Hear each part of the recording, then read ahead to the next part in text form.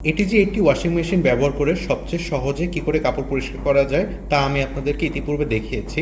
এখন আপনারা যদি অন্য কোনো কাস্টমাইজ প্রোগ্রামে ওয়াশিং মেশিনটি ব্যবহার করতে চান তা কিভাবে করবেন আমি আপনাদেরকে এই ভিডিওতে তা দেখাবো। প্রথমে আপনাদেরকে পাওয়ার বাটনটি প্রেস করতে হবে। প্রেস করলেই আপনারা দেখবেন ডিসপ্লেতে সব ওয়াশ প্রোগ্রাম এবং প্রসেসগুলো চলে এসেছে।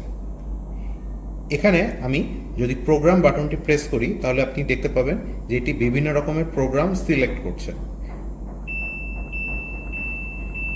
এই ওয়াশিং মেশিনটিতে রয়েছে general program, normal program, speedy program, strong program, kids cloth, gentle program এবং ওয়াটার রিকভারি প্রোগ্রাম। এছাড়াও এখানে রয়েছে ক্লিন এবং এয়ার ড্রাই দুটি প্রোগ্রাম, যেগুলো কাপড় পরিষ্কার করার জন্য নয়।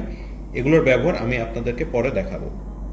প্রোগ্রাম বাটনটি প্রেস করে আপনাদের সুবিধা মতন প্রোগ্রাম বাছাই করে নেওয়ার পর এরপর আপনারা বাছাই করতে পারবেন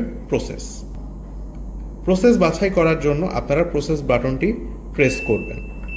বারবার প্রেস করলে আপনি আপনার প্রয়োজন অনুযায়ী প্রসেসটি সিলেক্ট করে নিতে পারবেন।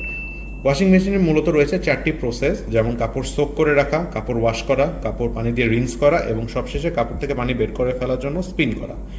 এখন আমি 4টি প্রসেসই সিলেক্ট করে রেখেছি।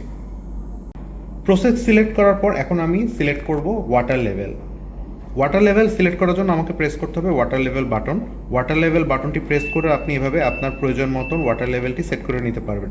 এখানে সবচেয়ে কম ওয়াটার লেভেল হচ্ছে সেভিং, তারপর লেস, তারপর লো, তারপর মিড এবং সবচেয়ে বেশি রয়েছে হাই। ওয়াটার লেভেল সিলেক্ট হয়ে গেলে এখন আপনি যদি স্টার্ট বাটন প্রেস করেন তাহলে আপনার ওয়াশিং মেশিনটি আপনার সিলেক্টেড প্রোগ্রামে কাপড় পরিষ্কার করা শুরু করে দেবে।